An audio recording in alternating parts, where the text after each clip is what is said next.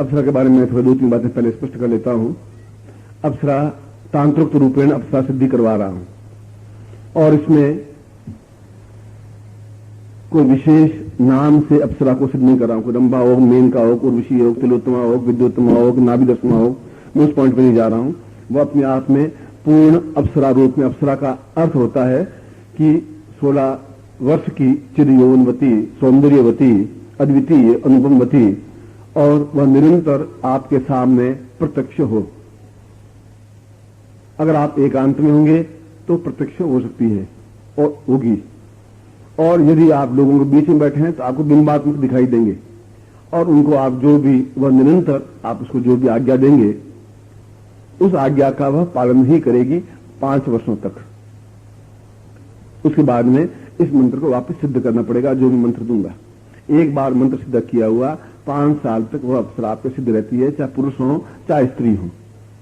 और कैसे अप्सरा को वापस बुलाएंगे, मतलब किस प्रकार से बुलाएं अप्सरा को, उसके लिए यह एक माला मंत्र जाप करने की जरूरत है। उसमें कोई धोती पहना हुआ हो ऐसा कोई आवश्यक नहीं होता, पैंट या कोई शर्ट टाई कुछ भी पहना हुआ हो, ऐसा करके मंत्र जाप भी कर सकते हैं। उसके लिए कोई धोती कुर्ते की आवश्यकता नहीं है। अप्सरा साधना में आप किसी भी प्रकार के वस्त्र, मगर जो शुद्ध हों और दिव्य हों और सही हो, चाहे कच्छा हो चाहे बनियान हो, धुले हुए हो, साफ स्पष्ट पहने हुए वस्त्र वापस नहीं पहन सकते। एक बात तो ये नित्य, अगर एक बार सूट पहन लिया दूसरी फिर वो सूट आप वापस नहीं पहन पाओगे। धोती कुर्ता पहन लिया 2 करके पहन पाओगे, एक तो बात ये। दूसरी बात यह है कि सामने मंत्र जप करते समय सामने गुलाब के पुष्प सामने रखेंगे आप, 11 पुष्प। गुलाब के नहीं हो तो फिर कोई भी पुष्प हो, मगर सुगंधित पुष्प हो तो ज्यादा अच्छा रहेगा। ये दूसरी बात। तीसरी बात ये रात्रिकालीन साधना है, इसको रात को ही आपको मंत्र जाप करना है। चौथी, किसी भी आप कमरे में करें, मगर कमरे में फिर दूसरे का प्रवेश वर्जित है जब तक आपकी साधना संपन्न नहीं हो जाए। 5वां, यह रेगुलर है, ऐसा नहीं 3 दिन करें 6 दिन नहीं करें, ऐसा नहीं होगा। और यह 11 दिन की साधना है और 11 माला मंत्र जाप है। छठा, यह स्फटिक माला से मंत्र जाप किया जाता है। और अप्सरा माला या स्फटिक माला आप गले में धारण किए हुए रहेंगे, और उन दिनों में आप जो भी चाहे भोजन कर सकते हैं। मीट मांस नहीं करेंगे, मगर अगर सिगरेट पीते हैं तो आप पिए, मगर उस समय यानी साधना करने से पहले 4 घंटे से पहले सारे व्यसन छोड़ करके फिर आप साधना को करेंगे। रात्रिकालीन का मतलब है, यहां रात्रि का मतलब है 9 बजे से 5 बजे को फिर रात्रि कहते हैं। देखो रात्रि वहां मैंने 11 से 3 का है, यहां में 9 से 5 का है। इस बात को ध्यान रखेंगे।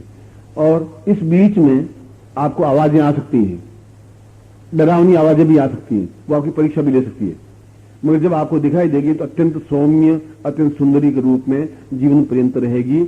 और यह मेरे जीवन का अनुभव है, इसमें किसी प्रकार की कोई न्यूनता नहीं है, मगर आप इस मंत्र का और इस कार्य का दुरुपयोग नहीं करेंगे। दुरुपयोग का मतलब है कि आप जो चाहें आप मनोरंजन प्राप्त कर सकते हैं, मगर इस साधना को आपको दूसरों को बताने की आवश्यकता नहीं है, मित्रों को या संबंधियों को या पत्नी को या पुत्र को या बंधु बांधवों को कि मुझे साधना सिद्ध हो गई है, सफलता सिद्ध हो गई है। गुरु के अलावा और किसी को बताने की आवश्यकता नहीं है। इस साधना के ये नियम है और किसी भी दिन से शुरू कर सकते हैं। खास तौर से शुक्रवार से प्रारंभ करें तो ज्यादा अच्छा रहेगा। कई बार 11 दिन में सफलता नहीं मिलती है तो 15 दिन तक करना पड़ता है, मगर 11 दिन में सफलता मिलती है क्योंकि मंत्र तंत्रोक्त है। इसमें दीपक लगाने की आवश्यकता नहीं है, मगर आप वस्त्र सुंदर पहनेंगे, सुसज्जित पहनेंगे और सामने गुलाब के या दूसरे पुष्प होंगे और गुलाब का इत्र आपके शरीर पर या कानों में लगा हुआ होगा। ये आवश्यक है। मेरा में आप पूरी बात समझ गए होंगे। अब मैं इसको प्रयोग करवा रहा हूं, आप बैठे बैठे ही प्रयोग करेंगे। यंत्र और गुटियां लेकर के और हाथ सीधे कर देंगे बिल्कुल सामने, ऐसा नहीं तो आप थोड़े तिरछे हो जाएं तो फिर हाथ हो जाए सीधे। मान लो आदमी बैठा है, आप तिरछे करो, थोड़े से आप तिरछे हो सकते हैं।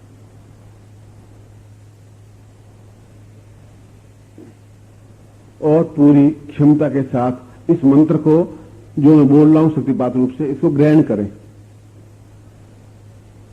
क्षमता का अर्थ है कि पूर्ण भावनात्मक विश्वास के साथ में, पूर्ण चेतना के साथ में। कई बातें आपको मैं बोल रहा हूं और आपको अविश्वास सा हो रहा है, हो सकता है ये आपकी न्यूनता है। अविश्वास के बालू की बींद पर मकान मंदिर निर्माण नहीं किए जा सकते, मकान नहीं बन सकता, बालू पर मकान नहीं बन सकता, ठोस पत्थरों पर बनता है। और विश्वास के आधार पर यह कार्य कंप्लीट होता है। और विश्वास अपने आप में पूर्ण हो तभी हो सकता है। यूं अप्सरा को सिद्ध करना ये एक आसान कार्य नहीं है, मगर अप्सरा को सिद्ध करना बहुत अधिक आसान है यदि आपको विश्वास अपने ऊपर बहुत हो, मंत्र पर बहुत हो। उससे पहले आप गुरु पूजन कर लें, उसके बाद में इस यंत्र का पूजन कर लें, यंत्र के ऊपर इत्र लगा दें, अपने खुद के शरीर पर या कपड़ों पर इत्र लगा दें, इत्र का फूहा कानों में डाल दें, चाहे तो गुलाब की माला पहन लें। वस्त्र आप पैंट पहन सकते हैं, शर्ट पहन सकते हैं, पाजामा पहन सकते हैं, धोती इसमें आवश्यक नहीं होती, इसमें किसी प्रकार के वस्त्र पहन सकते हैं। और ये आपको 11 माला करनी है और 11 दिन तक या 15 दिन तक करनी है और रेगुलर करनी है और शुक्रवार से प्रारंभ करनी है और रात्रि को करनी है। मेरा में आपको समझ में आ गया होगा। और कई गृहस्थ साधकों ने अप्सरा साधना को सिद्ध किया है। यदि आप कहेंगे तो मैं जन्मोत्सव पर लोग आएंगे, आपके सामने उन साधकों को प्रत्यक्ष खड़ा कर दूंगा, आप उनको प्रश्नों की झड़ी लगा के पूछ सकते हैं। ये आपको बता दूं, गृहस्थ साधक कर सकते हैं, सन्यासी कर सकते हैं, योगी कर सकते हैं, इंद्र कर सकता है, वरुण कर सकता है, भगवान शिव कर सकते हैं, विष्णु कर सकते हैं, रुद्र कर सकते हैं, हम भी कर सकते हैं। क्योंकि कहीं किसी प्रकार की न्यूनता है ही नहीं। संगीत सुनना कोई पाप नहीं है, फिल्मों के गाने सुनना कोई पाप नहीं है, फिल्म देखना कोई पाप नहीं है, श्रीदेवी को और माधुरी दीक्षित को देखना पाप नहीं है, तो अप्सरा को देखना भी पाप नहीं है। और पत्नी के साथ बैठे उनको देखते हैं तो ये भी देख सकते हैं। बस कमी ये है कि आप माधुरी दीक्षित को आवाज देके, आज्ञा देके कुछ नृत्य नहीं करवा सकते, और यहां आवाज कह करके नृत्य करवा सकते हैं, मनोरंजन करवा सकते हैं, घंटों बैठ के बातचीत कर सकते हैं, और आप जो चाहे वह कर सकते हैं। मगर यह गोपनीय है तो फिर आप तक ही सीमित रहेगी बात। इसको आप उजागर नहीं कर पाएंगे कि मुझे ये साधना सिद्ध हो गई है, ये आवश्यक है। जो ही आपने उजागर किया, साधना आपकी निष्फल हो जाएगी, समाप्त हो जाएगी। क्योंकि यह एकांत साधना है और एकत्व साधना। एकत्व का मतलब है आपको ही ज्ञात है या फिर गुरु को ज्ञात होगा। गुरु तो आपका चेहरा देकर समझ जाएगा कि आपको साधना मिल गई है, और मिलती है, 11 दिन में मिल जाती है। क्योंकि तांत्रिक साधनाओं के लिए 4-4 महीने 5-5 महीने नहीं लगते, 2-2 साल नहीं लगते। इसे दोनों हाथ खड़े कर दीजिए, दोनों हाथ लंबे कर दीजिए और विश्वास के साथ इस मंत्र को लीजिए।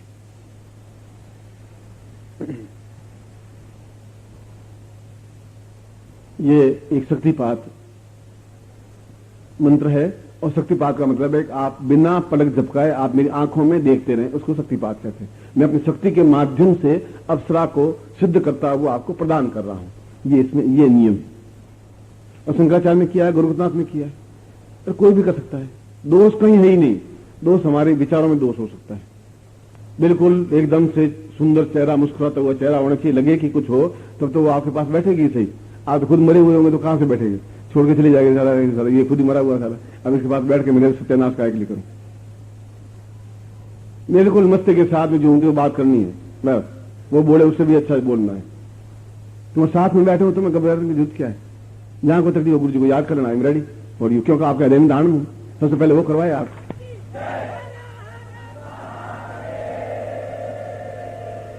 जो अप्सरा साधना इस बार नहीं कर पाए हैं, वो अगली बार जब इसे मिले अप्सरा सिद्धि कर लेना। मैं आपको ठीक कह रहा हूं। कोई कारणवश नहीं कर पाए,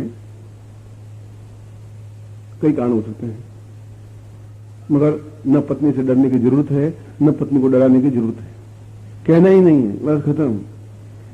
गुड़ का स्वाद कहने की जरूरत है ही नहीं। खाया पिया मस्त ऐसे सारे पिए जानी है, चली जा कल जा रही, आज रिविजन करवा दूं, कब करवाना है, वापिस मैं बुलाने आऊं तभी आना, कोई उतावली नहीं है।